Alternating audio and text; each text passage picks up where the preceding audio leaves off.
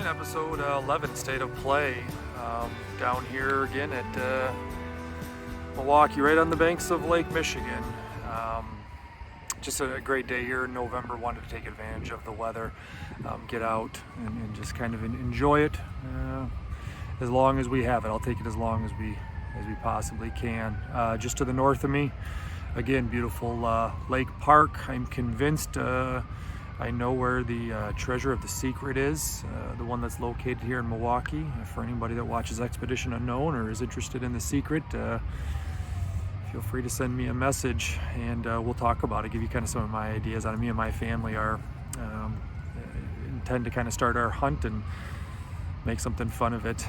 This is going to be the last episode for at least this season. We'll see how it goes. I've enjoyed doing it.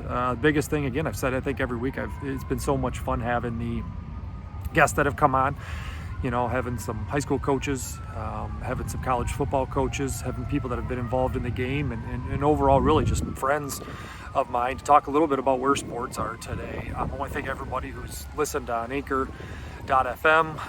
tuned in on YouTube, listened on Spotify for this last episode. Feel free to find any one of those platforms and get a chance to listen to all the rest of the episodes that I've had.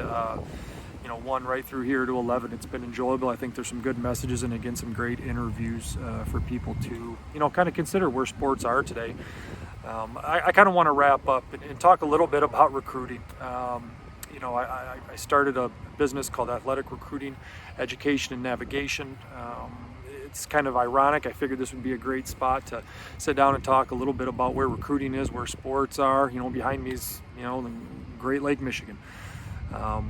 I don't know, I guess it'd probably be 100 some miles across. I was born and raised in the city of Muskegon, Michigan, right across that lake. You can take a ferry right across.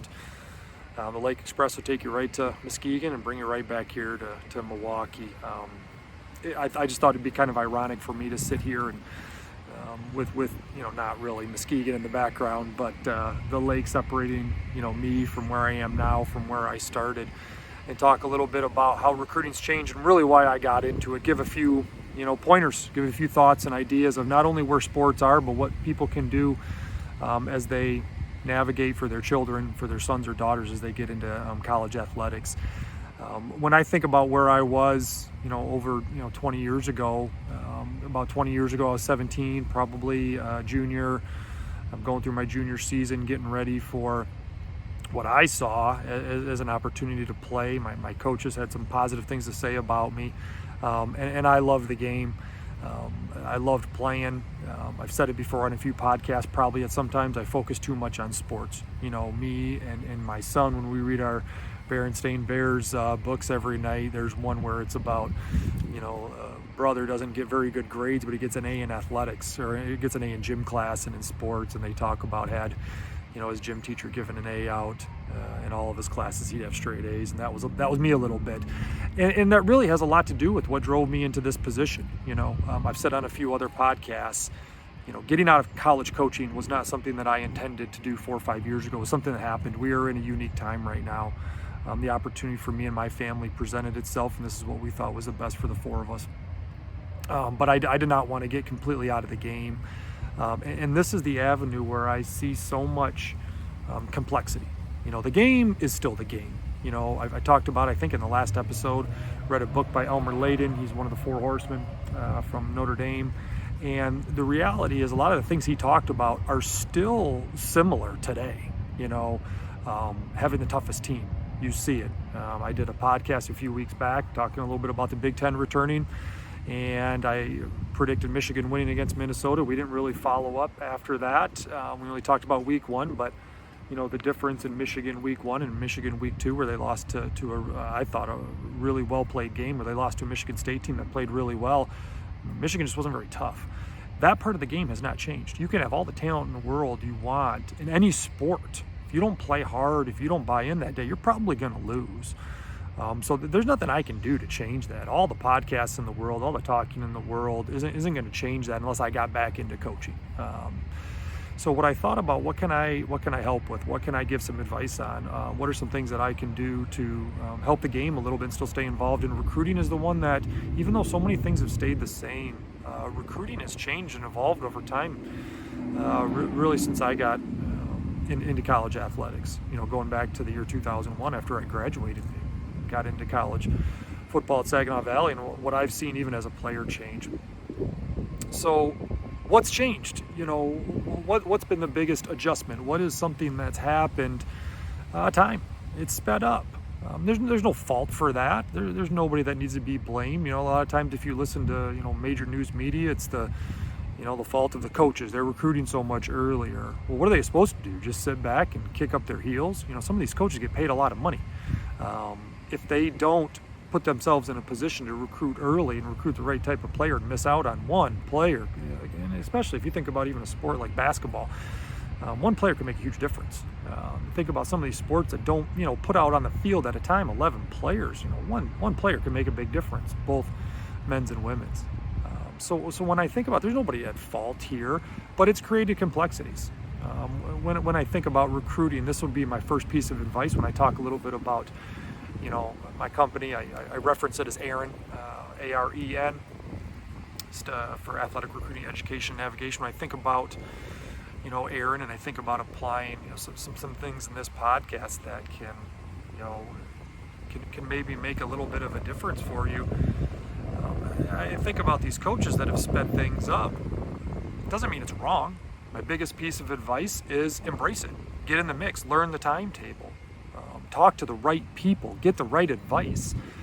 For a company like mine, I consider myself a third-party, recruiting agency. I'm not a promoter. There's a lot of these services out there that are promoters. I am not a big fan of, being a promoter. I'm an educator. My company is based on education. Give my clients, give people that want to be, hear my side of it, maybe even from the college coach's standpoint. I want to educate people on the process. But the biggest piece of education is understanding the timetable. Don't complain about it. Don't whine about it. Don't say, my kid's teammate is being recruited this age and we don't have as much going. Well, you know what? Maybe that's something you need to get involved in. Dive in the game. Jump in the deep end of the pool, and make sure you are getting advice from the right people. My first thing that I always speak to as we kind of continue this first piece of advice, which is, get advised by the right people, get in the mix on the timetable, is talk to your high school coaches. Your high school coach will be and should always be your first point of contact. Should always be carry the most amount of weight for your successful recruitment, for your ability to have the right programs look at you, places that you want to find the right fit. If you find yourself in a situation where your high school coach just doesn't really want to be involved, that's part of it. Some high school coaches, some people just don't want to do certain things in their given profession. That's nothing new. There's all sorts of businesses and companies where people want to specialize in one part, not focus as much on that. It's the nature of life. If your high school coach isn't super involved, then it's time to start looking into a service like AREN. It's time to start looking into somebody that can maybe help you. But I still say this, and I don't know how many other services are out there that are mine that are more educational based. You've got to get people that are going to educate you so you understand. Put this in your hands. When I think about kind of, again, how much recruiting has changed, again, it's sped up, but every college coach at every level is looking for the fastest, biggest, smartest student athlete. And that goes for any sport. I don't care if you're, in the volleyball. If you've got a daughter who plays volleyball, if your daughter is, 6 foot tall, which is really tall for a girl, and she's really fast, and she's got a 4.0, she can go to any school she wants, play volleyball and play softball. It's not rocket science. Some sports, size and speed matter just a little bit more, but if I am a young student athlete, and again, kind of reference a young softball player, well, if I'm 6 foot and I can run really fast, my range for hitting the ball in the batter's box is bigger than a 5'9" student athlete. This isn't rocket science, but we kind of make it to be that. So that's where I'm very cautious about some of these promoters. Invest in people that are going to educate you on the process. They're going to put you in position to take control of your recruiting, and that's what my service is based on. That's what AREN is based on. If that's what you're looking for, then feel free to give me a call. I'm not not afraid to talk to people. I give a free consultation. One time I posted something on Twitter and 20 minutes later, I got a call from somebody, asked for some advice. Hey, there's your free consultation. Don't know if it helped. That's up for the family to decide. But to me, that's the kind of service that we need in this country regarding recruiting, regarding college athletics. The second piece of advice that I would give out to anybody is do your research. It kind of always overlaps a little bit with, kind of taking control of your recruiting and understanding the timeline. But number two, do your research. Do the work on the front end. Know exactly what you want. Don't pinpoint it down to one or two schools. Jamie Pawinski I think the second podcast talked a little bit about, well, if you're just going to be super selective, then okay, you're going to narrow it down to one or two schools, then you're not going to get found by everybody. And then that's part of the process. But do your research. It's a big world out there. There's a lot of colleges. There's a lot of places that can provide you great opportunities as you go through the process that maybe you weren't aware of. I used to hear it all the time, especially when I was coming out of high school, that we didn't know about this place. I mean, heck, I can even say the same in my experience. I did not know about Saginaw Valley until a former teammate of mine, Ruvel Martin, who was a year ahead of me, was recruited by a good friend of mine, John Bunyan, who came into the school. Now, me and Ruvel had not heard of Saginaw Valley. Again, it was a little bit younger. It's a little bit younger state university in the state of Michigan, but it wasn't like it had just been founded the year before. When I probably think about it, it was probably going on 30 years old. So that's relatively young. But the reality is, do a lot of research. Get out there. Try to understand the options that you may have presented to you that could come up after college, which will lead me into my third point. And this is really going to be for the youngest generation of student athletes. I put out on my blog on my website, which is getaren.com, GETAREN.com. I talked a little bit about the 23s and 24 class. Gave some advice to them in that blog. And the biggest piece of advice, the third piece of advice that I could say to the youngest generations is make school as important as athletics. And this is really a message for the families and the parents as much as anything. Sometimes you hear a message where people talk about athletics being their opportunity to get out of an environment. Okay, the only way out is athletics, and use education as a fallback. We have lost our compass in society, if that's the answer. If we're going to sit here and talk about your only way out of this school or this environment or this town is athletics, and then you'll get an education while you're there, we have lost our compass as adults. We have got to re-emphasize education.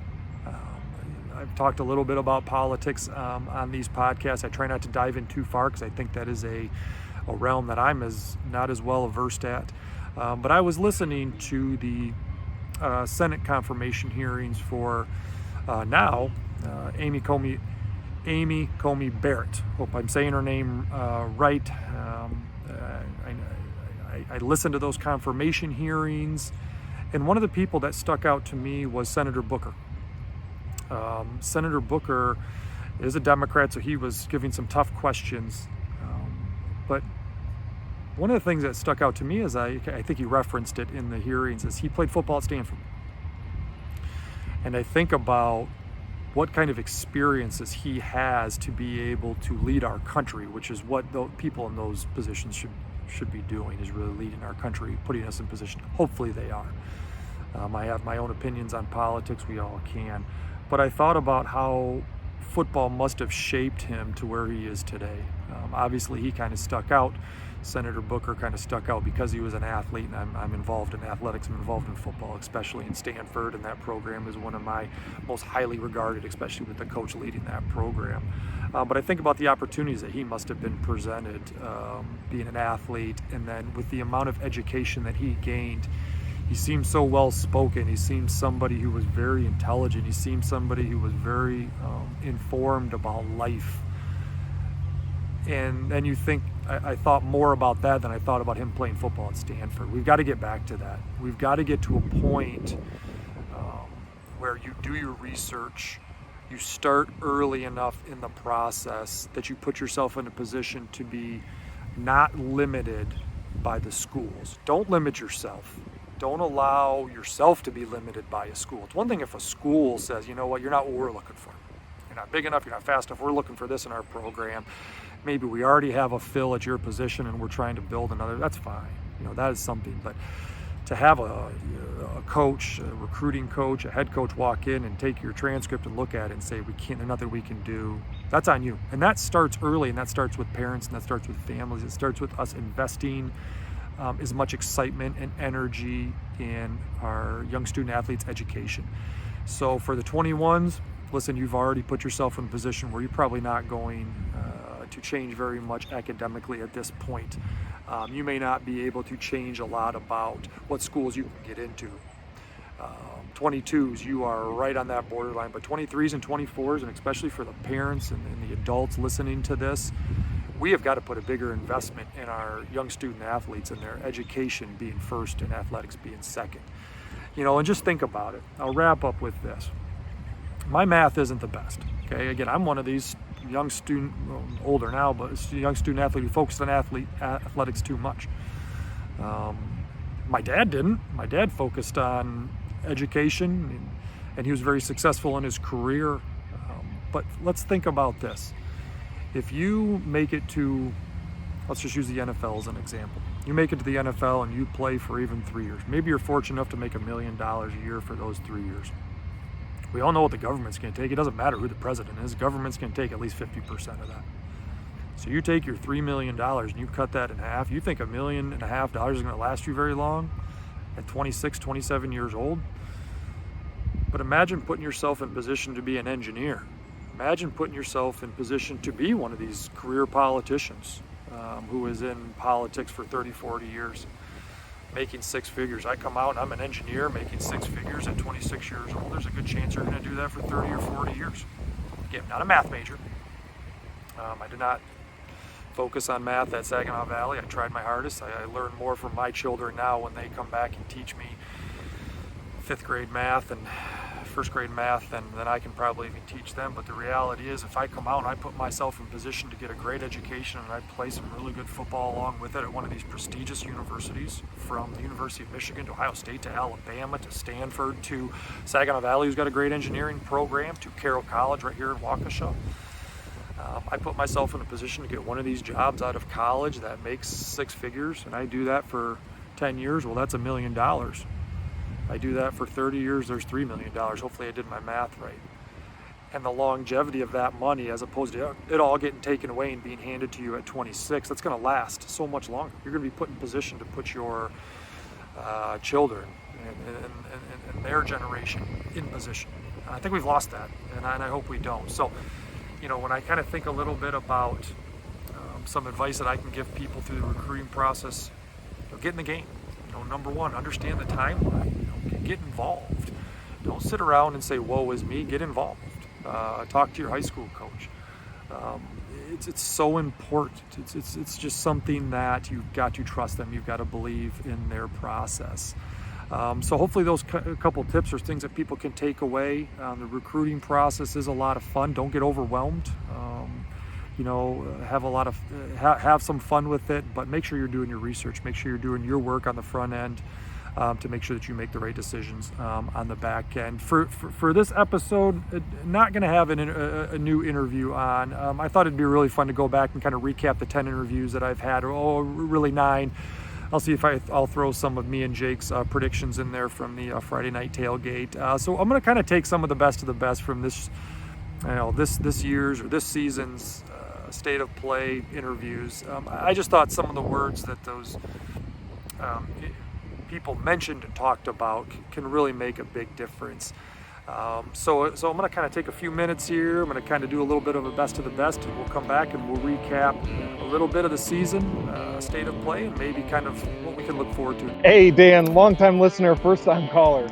Yeah, no doubt about it. And first and foremost, I can't believe I got the invite back. So, I know desperate times calls for desperate measures, but I'm honored to be back on the Friday night tailgate. And not to say, you do anything too crazy, but it's like you get into a position where now you're in an authority and you have to remember all the time, hey, I can't go back with the guys. Right. I can't fall back to the things I was doing last year. So that year as a graduate assistant, I look back on all the time, and there's things now, even with work, that I get given to tasks. I'm like, oh, no big deal. I got it.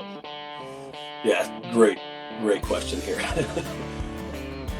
I guess my biggest piece of advice would be, there are a lot of things within the college athletics process that whether you realize it or not, and you will at some point, shape you, right? The discipline and the desire to move past motivation into personal discipline.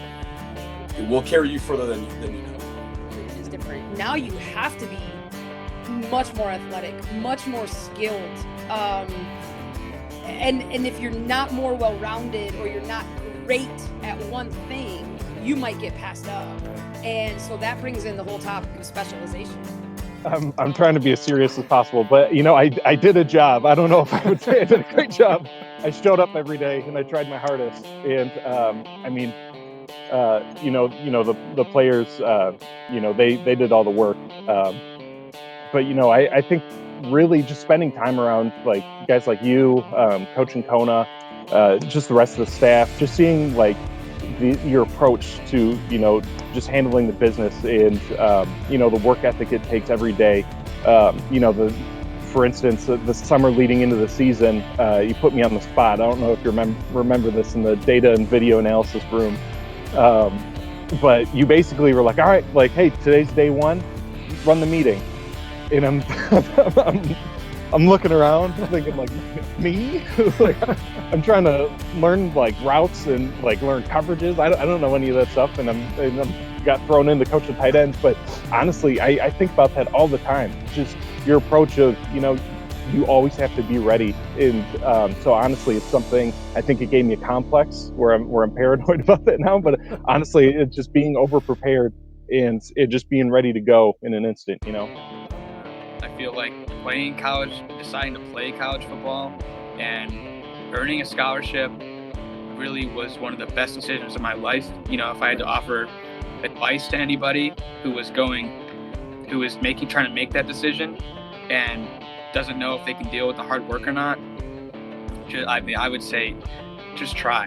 Like, keep trying. It's gonna weigh on you. Like, I've thought about, if I didn't say I hadn't thought about quitting a million times, I'd be lying.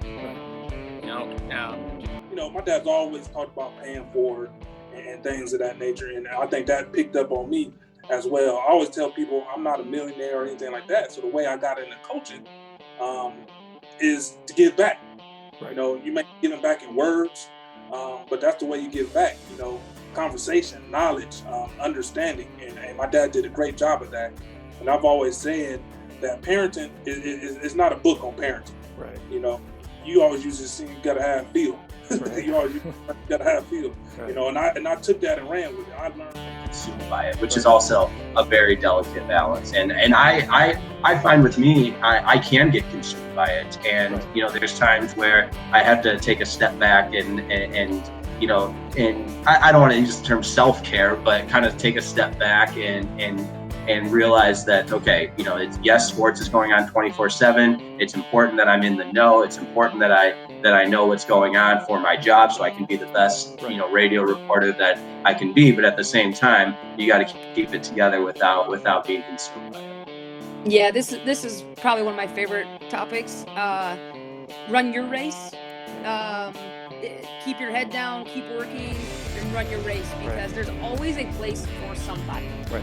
What are some of the positive things that you've taken from being a college football coach, working with a group of college-age kids, and then referencing that back to your family to be able to continue to lead and guide your own family?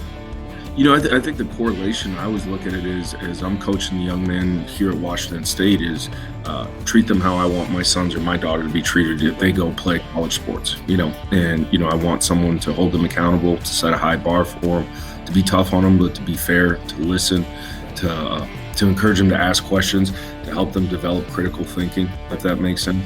And so I really, now that you have kids, and Dan, especially as your kids get older, and now you start having conversations with them, when they're hitting you with questions back, you're like, oh, that's a good question. I thought about that. So it's made me, I think they go hand in hand. I think being a college football coach has made me a better parent, and being a parent has made me a better college football coach. Welcome back. That was just a lot of fun. I mean, I thought we had some really great insights, some really great thoughts from good friends of mine, people that were fortunate enough to come on the show and join us and talk a little bit about sports and where we were at today. The last piece I want to wrap up with here is as we kind of finish up state of play this year. I, like everybody else in this day and age, are doing a lot of talking. I was actually just speaking with a friend of mine who's coaching, and he talked a little bit about how hard it is right now. How difficult it is right now with all the different COVID restrictions and different issues, and wondering if you're going to play on a daily basis, wondering what's going on. I responded back to him, and I mentioned it in a previous podcast, that one of my big regrets when I look back 20 years from now is that I wasn't involved in this. It's so easy for all of us who are sitting on the sidelines to throw stones at sports, or to throw stones at politics, or throw stones at anything that we're not involved in. This is the world we live in. I'm sitting here doing a podcast in front of Lake Michigan. This is the rights that I've been given in this country. I try not to get too opinionated about things that I don't know a lot about. I talk a lot about recruiting, I talk a lot about college football. I try to take it easy on society, because I am not in everybody's shoes. I don't have everybody's life situations. But there's some certain things that I can talk about. But I kind of wanted to wrap up with this, because I thought about what my friend said and just how challenging it was, and I meant that. One thing I'm a little disappointed about is that I'm not involved. I'm not in the mix this year to be a lead, in my sport, college football, or football in general, young men through these challenging times. I think that would have been a great experience. But here's the thing that I see, and I reference sports. I encourage us to get involved. If you've got issues, if you don't like the way something's done, get involved. If you don't like the way you see your community's high school being coached, get involved. Go coach. I'm pretty sure your high school coach would be excited to see you out there helping. Get in the mix. I think a lot about officiating whenever I do these podcasts. I believe I touched on it really early, and how we should take it easy on officials. Get involved. Go be an official. I'm sure it's not going to be super exciting getting those fun, fancy striped outfits. I don't really know why they still need to wear those striped outfits. That kind of deters me from wanting to be an official. But get involved. Go be an official. Officiate games on Friday nights. Officiate games on the weekends. Go be an official for sports that maybe you think are fun, or you'd like to be involved in. Get a different perspective. Put yourself in those shoes and see how challenging it is. See how difficult it is. Or just maybe make a difference. Maybe it's not challenging. Maybe it's not difficult. Maybe just have fun doing it. So before anybody wants to throw any stones, before anybody wants to challenge sports and say this is wrong or that is wrong, go get involved. Go put yourself in a position where you're helping to make a difference in the lives of these young men and women as they're going through the process of hopefully just enjoying sports. I think us adults, we have to do a better job of that, is allowing these young student athletes just to enjoy sports and let the chips fall where they may. Things like recruiting and things like opportunities to play at a high level. I think that's really important. The last piece, and I know I've referenced this a lot, I'm going to speak mostly to the adult males that listen in on this podcast, even more so than anybody else. Get involved. I find myself watching sports. I find myself watching my children be involved in different activities. My son is now even involved in, Cub Scouts. I think it's great. But I will say this: we need more adult males involved in society.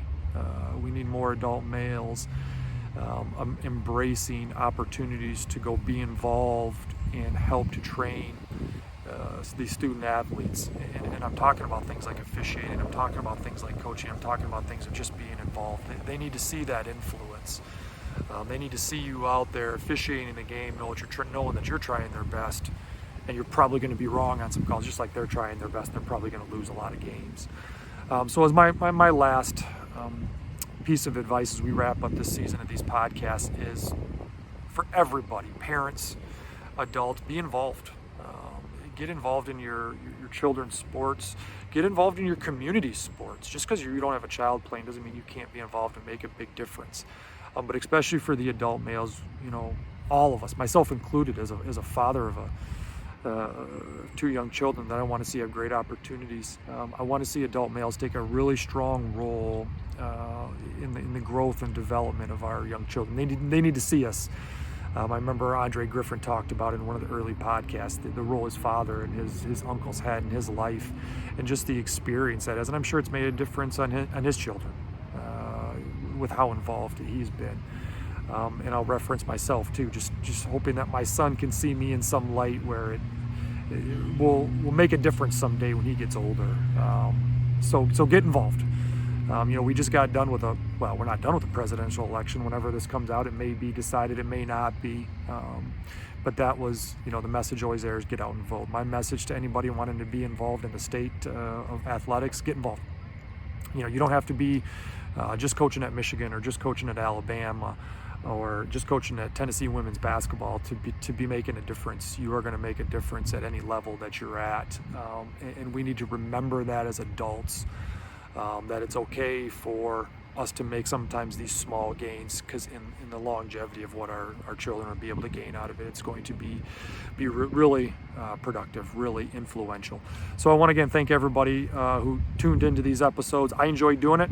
If you have any questions or any interest in the recruiting process, feel free to reach out to me. GetAren.com, GetAren.com will give you a little bit more information about how I'm looking to help families and student athletes navigate the process. It's really an educational based forum. So with that being said, I look forward to hearing from anybody. These were really fun. Thanks to all the guests that joined us on the podcast, and to everybody else out there, stay safe, stay healthy, and we'll see you guys soon.